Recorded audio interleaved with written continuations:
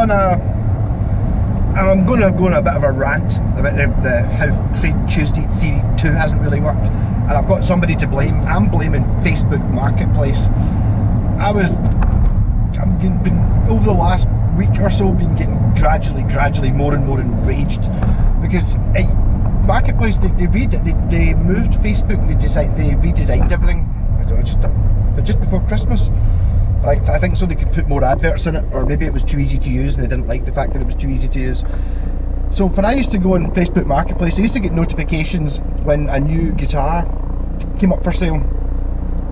Yep. So I haven't changed anything. I even went in and checked to make sure everything was there. I'm no longer getting things for a guitar. And also gone is the options where you go, right, what are you looking for? You put in musical instruments, and you used to be able to say, I'm looking for things that are close. So the nearest first, or you could have the newest first. So you would get all the adverts that had only been on for an hour or something like that, so you were more likely to get the the bargains who have not been on. Now though, on Facebook Marketplace, I get notifications for everything and not all the guitars. So I keep getting, if ever, all my pals keep sending me links to things on Facebook Marketplace. Please keep doing that.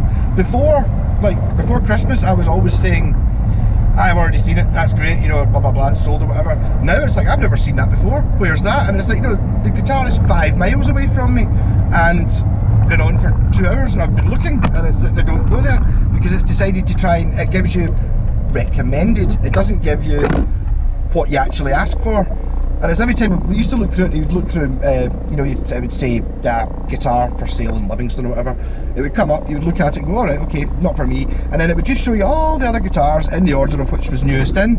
Now, instead, I get, here's the guitar, which has been, here's a notification for a guitar. It was, it's been for sale for 3 days. Right, why am I getting a notification for it now? I'll have a wee look down, property for rent. Right. Fishing gear, what? I've never looked up fishing gear. I've never looked up property for rent. I've even tried going into the bit where it says, where it keeps showing me flats in Edinburgh, which I'm not interested in. I'm sorry, Edinburgh, I'm not looking for a flat in Edinburgh. And it's like, so I went into it and went, don't show me this anymore. And now I just get nothing but flats. So I look at it and it's like, guitar, all the usual stuff, TVs and all that junk. Why won't it just work properly? It's so annoying, and it's basically the reason why I've not been able to do very much with the Trade Tuesday, because I'm not finding things fast enough. Yeah. So angry about that. So basically I'm not even going out to get anything just now. This isn't even it's not even Tuesday. I'm going to go and pick up my pal's SG. He's looking for something wrong with the wiring, so I'm going to have a look at that, and basically use it as an excuse to just get out of the house and actually go for a wee drive. It's a route I've driven tons of times, so unlikely to see anything particularly interesting on the way. But I just wanted to express my cheesed offness at Facebook Marketplace, which I never used to use, and then I decided it was always really expensive, and then suddenly it started getting really good, and then now they've taken away that ability. But it's even then, it's like, the whole location thing.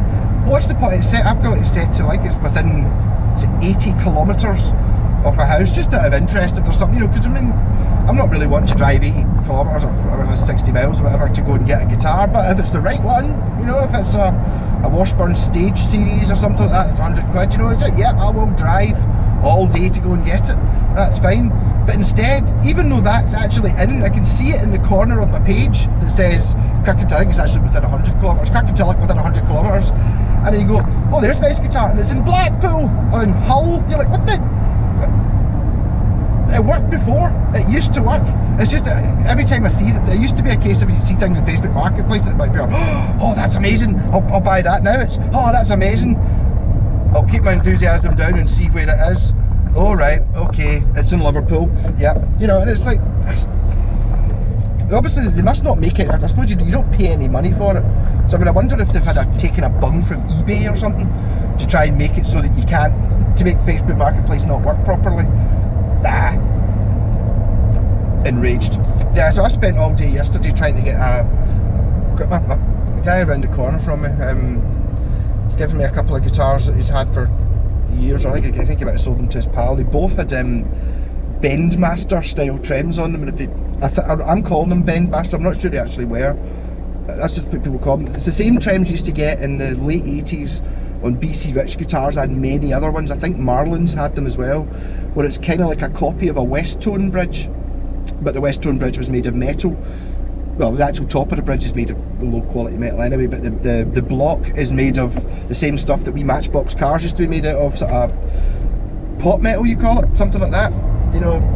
And basically, because all these guitars are now 20, 30 years old, that pot metal has gone crumbly, and basically it kind of looks like, I don't know, blue cheese or something. Weetabix and Pal Wayne called it. It's like Weetabix. It just absolutely, and you can't get blocks for them, and the bridge is a stupid shape. So I've been looking up on the Westtone site. Apparently, you can get a Gotoh bridge that's kind of designed to replace them, but I mean, being Gotoh, it's going to be 100 quid in it or something like that. So to be honest, I've not even looked it up, and I'm trying to modify a Floyd, like a 20 quid Floyd Rose to fit, and it's just not easy. It's taking forever. It's really annoying, because the thing is that the two guitars it's giving me aren't, they're nice guitars, they're fine, but they've just got this stupid bridge that, well, one of them doesn't have the bridge at all, and the other one, I've got the bridge plate, but there's no way of attaching a block to the back of it, so it has to come off. The Epiphone's actually quite an interesting guitar. It's very obviously a Korean Samick thing, but I've never seen one before. So it's an Explorer, sort of, but it's got some real bad design flaws. So it's like, I think in that era, the Koreans hadn't, they were given instructions on how to build guitars, but they weren't 100% sure how to do it. So there's some things like, see the angle that the fat E string goes to the nut, it's like that, right? It's like it basically comes off the tuner and goes at a 45-degree angle into the nut. It's like, yeah, not good. And the high E string, you can't put the string on the guitar because it's going at such a crazy angle. It's coming in, you know, like this, and then going into the nut, and it's like, so at one point somebody at some point fitted like a sort of Floyd Rose type clamp thing at it, but that doesn't really work either. So I've managed to find a Caller clamp, which is one that instead of actually being a nut that you put a clamp on top of, you kind of put the string through it and then clamp up on it. So you've actually got something, it's acting as a string gauge as well, and it's totally 100% necessary to get the strings to sit in the nut. Without it, it will not do it, and it's really fidgety. And in fact, I put a clamp in as well. As I said, the high E angle, the fat E angle to the nut is like that. Well, if you put a clamp in here, the fat E angle is almost going at 90 degrees. It's just like, it's a nightmare. And I can't get the bridge to fit either, so I'm just having a bit of a rant here. So I'm not making any money on this one. It's just, and the thing is, it should be such a nice guitar, because it's a cool sort of very 80s metallic red finish. It's a really good neck. The neck's lovely. There's something about necks from the late 80s in Korea. They must have been using up their own trees or something, because, you know, they really are really glossy and really high quality woods that the necks are made of. The body, I think, is plywood, so I don't know why they didn't use high quality body. Plywood's not bad, but it's annoying. And it seems to be weird, like zebra pickups in it. Yeah, probably it's quite a nice guitar. I seem to remember the serial number starting with a 7, so I think it might be 1987. Great fun, and there's an encore. It's giving me an encore one as well, which is, it's got exactly the same bridge on it, which is really annoying. Well, it's got exactly the same bridge off it. I just can't find a cheap way to get round it. And even then, when I put the Floyd Rose in, there's still gaps at the back. I mean, they're not doing anything, but it doesn't look brilliant. There's a bit where you can get your finger in behind the bridge, because the Bendmaster thing's so big. Yeah. So that'll be my 2 rants for today over so far. I'm sure I could find other things to rant about, but rant. So that's why Tuesday hasn't been doing very much. I will try and make a concerted effort to try and get something on the go somewhere. I'll maybe do a wee bit of a roundup. I've got maybe 3 or 4 guitars sitting there which I've kind of had for sale and then forgotten about, and I tend to think with these things, if it doesn't sell in the first couple of days, it tends to sit there, and then I just forget about it, and then I get messages from Gumtree a month later saying, oh, your ad's about to expire, do you want to boost it for a tenner? And you're like, no, I'll just take it off and put it back on again, thank you. But it's like, nah, it's not the greatest system. We're getting these things. I think that one of the reasons I like Facebook Marketplace so well is because Messenger works so well, or it used to work really well before they rearranged. I'm going to extend this rant onto more Facebook. Messenger, I used to have so many messages up at the same time, I'd be talking to half a dozen folk at a time, it'd be great, all along the bottom of the page, brilliant, now you can only get 2, right, okay. So and it doesn't give me notifications anymore, so oh, that's great, yeah.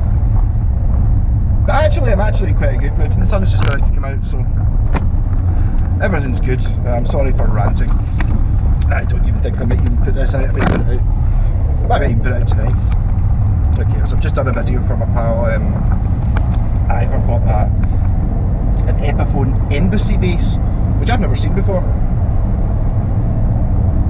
But it's really good. I really like it. It's kind of, it's like it's lovely when you actually find a well-designed guitar, where it's like it's really easy to play, and it's like, I don't often say that about guitars that are, easy to play. It's not one of the things that I put in a, it's not my category of fit and finish and sound and all that. It's dead easy to play. It's like it's totally effortless. Just like what happens when you get a good design. Yeah. So ran over off to, where is it I'm going? I don't even know. I don't even know what the place is called. I've done a few guitars for this guy. This is the guy who bought the green Epiphone SG, and I told him to send it back because the frets were awful. Like a brand new, I think it was 350, 400 quid. Fantastic looking from a distance Epiphone SG. I've since had quite a few comments on that video saying, oh, I've got this guitar, it's the best guitar in the world ever, and it's just, sorry, I just don't believe you. Although the frets on the one I had were good, it's possible to get one with good frets, but the wood it was made of was just pallets kind of look like that, pallets varnished. It's like just cheap and nasty and very expensive for what it is you get. Okay, rock on. So SGs, what I was going to say, in the Black Sabbath band I'm in, after the end, we're now, I've mentioned a couple of times that I'm now tuning down to C sharp for half the set. First 2 Black Sabbath albums are in standard tuning, then after that they're kind of down to C sharp. So I'm currently taking in 2 basses, and the guitarist who plays, Craig, lovely guy, he's an amazing guitarist as well, plays through a really expensive amp and stuff, and I was kind of slagging him off before about he uses a Digitech drop pedal thing to get the drop tunings, and I was saying, you've got like thousands of pounds worth of amp, and he's buying expensive valves and stuff, and you're putting it all through a digital pedal, like being quite offensive about it. Kind of sort of semi-joking, and he's now thinking, alright, so he's now bringing in 2 guitars as well, and he's only got 1 SG. So just now he's using I was going to say I can't remember, but I do remember it's called a Climax. It's a G&L Climax guitar, which is kind of like it's a super strap, sort of like a Jackson Dinky or something like that. Which sounds phenomenal, it sounds great, it just doesn't quite look right for Black Sabbath, so he's looking at getting another SG, perhaps with P90s in it. And I was saying, I remember a few years ago, probably, I don't think as much as 10 years ago, probably not that far off it, Guitar had SGs, and they were called Tribute series, so it was like a 50s tribute, which was a bit of a joke because you didn't get SGs in the 50s, 60s, 70s tributes. So like the 50s one had P90s in it, I think, and the 60s one had humbuckers, and the 70s one had mini humbuckers in it. And so this was at the end of this, I think it was maybe 2012 they made those guitars, and I saw it maybe 2013 or 2014 I was in the shop, and they had like 2-year-old but still new, like the end of line ones. They had like maybe 1 or 2 in each colour sort of thing, and they didn't have all the models, and they had a P90 equipped one, And I was sitting there going, they were only $399. I thought, $399 for a real Gibson with P90s in it. It's an SG. I'm going to have a wee shot of that. So I had a wee shot of it, and I wasn't super impressed. It wasn't as good as my SG Special, but again, my SG Special is 20, 30 years old or something like that, so it's just been worn in a bit more. Whereas this thing had like sort of, not so much sharp fret edges, but sharp edges to the fretboard. It was like really sharp. I wasn't really that impressed, but they were for £400. I thought it was really quite nice. I think if I'd had money, I would probably have bought it. And to be honest, I wish I had, because I was saying to myself, I'd get one of those tribute ones with the P90s in it. That'd be awesome for the Sabbath thing, because Naomi uses P90s. And I was looking them up, but they're no longer. And I saw them, no joke, $399 brand new in Guitar, and now you can't get a second hand one they're like 700, 800 quid. You see them for, and it's like, what's going on? What's happened with that? It seems nuts. It's so hard to tell what guitars are worth. An awful lot seems to have happened in the last year.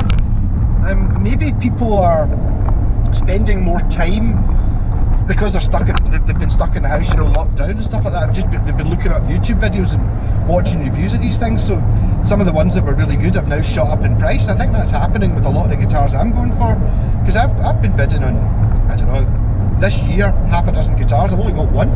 The other ones all went for way more than I thought they would. It's like, I've seen these guitars before, and just this year they seem to have like doubled in price.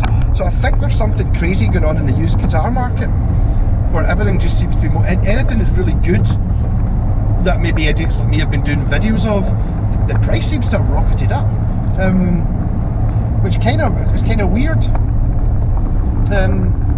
It was obviously bound to happen, but eventually, I suppose, especially, see if you look at Westtones, I remember, okay, maybe not in the last year, but I remember Westtones, you'd see them all the time for 80, 100 quid for like Westone Spectrums and stuff like that, and for that they were just an absolute steal, fantastic guitar. You're getting a pro level guitar for 100 quid sort of thing, and now they don't cost that anymore. They're a bit, not ugly, but they're not, they're definitely not as desirable as a Strat or a Telly or a Les Paul or an SG or something like that, but you were getting the quality, and it just seemed to have shot up crazily, which maybe I'm maybe wondering if maybe my time is now to maybe actually try selling some at inflated prices, more akin to be honest, they're now kind of more at the price that they should be, the price that they're worth, as opposed to a super mega bargain. And I kind of maybe put that down to modern guitars just not being as good. And saying that, there was a guitar I was sorely tempted to buy yesterday, and it's actually still on Facebook Marketplace, so the advert's probably days old, but it's a Yamaha Pacifica 8 series, 812 or 82, I can't remember, it was HS, it's got a Floyd Rose on it, which is kind of what put me off, but this was an 800 series Yamaha Pacifica. The one I had a shot of one last week and the week before, it was a 6 series, and it was absolutely stunning. And this is an 800, so it's even higher up, and it was only 200 quid. And it's like, that's kind of the price of one of the basic ones, I think, or a basic one new. And it's not the most interesting to look at guitar though. That 600 series one I had was very pretty. It had the flamed veneer top and binding, and it was all glossy and stuff. This one's a bit more sort of naturally, it's just bland looking, light coloured wood. I suppose it could have been stripped or something. Also, it's got the Floyd Rose, and as I've spent the last couple of days fighting with Floyd Roses, I'm not a big Floyd Rose fan. I do agree that there is a place for having a guitar with a Floyd Rose on it, but I'm well past that. I must have, I've got the Washburn, the 80s Hawk, the 84 Hawk, it's got a Floyd in it. I've got the Washburn G15V, it's got Floyd. The Baby Metal guitar's got a Floyd. I think that's kind of maybe me. Oh no, the Tour 24's got a Floyd. So I don't need a guitar with a Floyd Rose. I'm I'm using that to sort of as an excuse to myself for why I could have a guitar. It's like, oh, I need a guitar with a Floyd Rose. And it's like, I can sort of see maybe one day I'll be recording something when I want to be doing some extreme bends. In fact, my Ibanez Roadster, Lena has one as well. Yeah, so I've got plenty of guitars with Floyds, but I'm not a huge fan. I like a hardtail. I'd say that I've got plenty of guitars that I've got Strat trims on them as well. The thing I always feel about other people are different from me, you know, because I've got so many guitars. I don't really have one.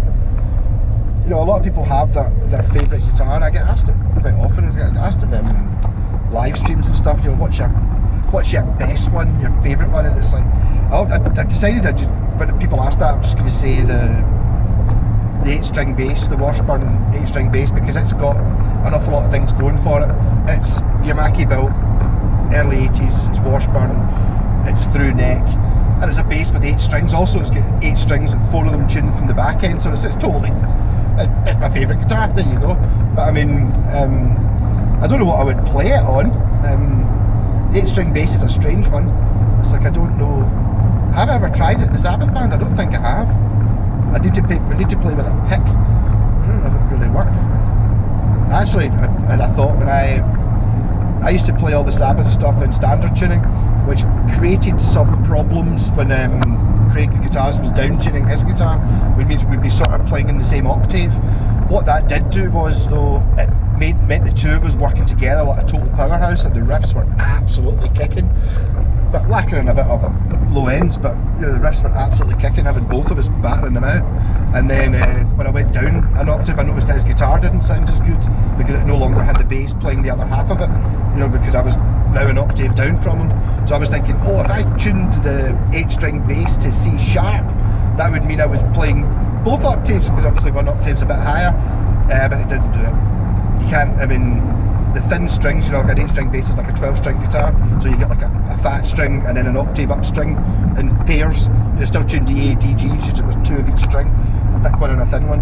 And the thin strings they're never taking any lower tuning than what they are. Not designed for that. It's just too, they're unwound strings, and they were just literally just hanging limp when I had them in C sharp. So that really didn't work. Yeah. Anyhow, so that's my Not a Trade Tuesday, having a bit of a rant. I'm going to go into Lidl and buy some stuff to eat, and then I'll get back to you later, and I'll see you on the live stream on Sunday, which I'm now growing to look forward to quite a lot. I drank nearly a whole bottle of Bucky last time. Oh, I forgot to get El Dorado. That was one of the things one of the things I was going to do when I was out. I'm going to go. Oh, it's quite far away. Where can I get LD? Can I get it in Kirky? I must be able to get it in Kirky. Is that better than going to Pally's? Rock on. Well, that went much better than it could have. I realised when I left the house, like 5 minutes away, actually probably when I was doing, before I hit the first video, that I'd forgotten to bring my phone. I was thinking, oh right, obviously you always want to have your phone in case you break down and stuff like that. And then I realised that actually this guy's house I'm going to, I don't actually know which house it is. He lives in a block of flats, so I normally phone him outside and he comes out. So it was like, right. So I just went and I just sat outside his house on the off chance that he would happen to look out his kitchen window. And he did. It's like, yay! I was so nearly, really when I noticed this, I was only a couple of minutes away. So I'm quite pleased. It's actually, it's an SG is having problems with the bridge pickup. It seems to cut in and out, or it's very quiet. I've not actually seen the guitar yet. It's in a nice big leather bag, and it's got mini humbuckers. So I've never played an SG with mini humbuckers. I was super unimpressed with mini humbuckers. I've told this story before. I put them in. I built a Gibson. I built a Firebird out of kitchen worktop material a few years ago, and I just drew around my pal's Thunderbird bass to get the shape. And I think I originally had Ibanez humbuckers in it, which I was always meaning to get. I got Warman mini humbuckers, and I put them in it, and I just didn't like it. But I think that might have been something to do with the fact that the guitar is a Bigsby, which I'd never really seen before. Didn't like it. didn't like the mini humbuckers.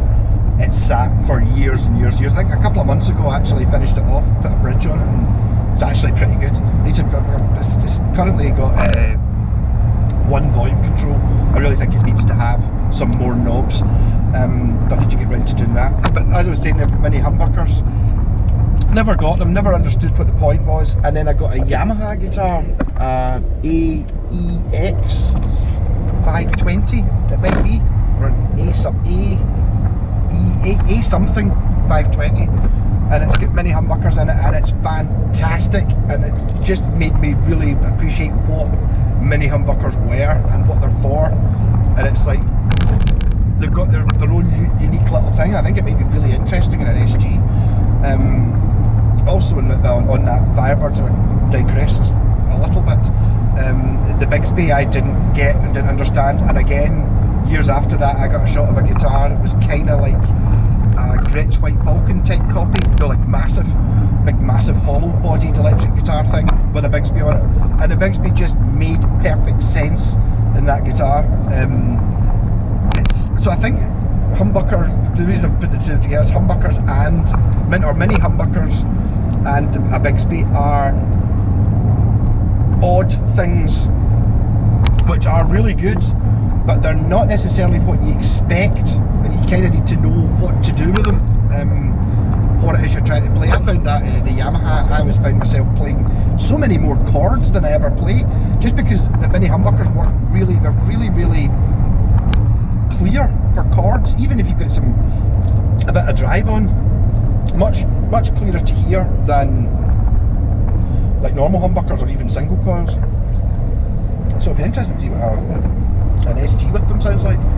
Gives it a kind of perfect excuse for me to get another SG if I like them, or if I do. I mean, I was talking to the chap there, and he's like, he swapped it with his car. I don't know if you remember, a while back, it had a Koa special limited edition Les Paul, which I think I just set it up or wired it or something. I can't remember. I remember playing it though.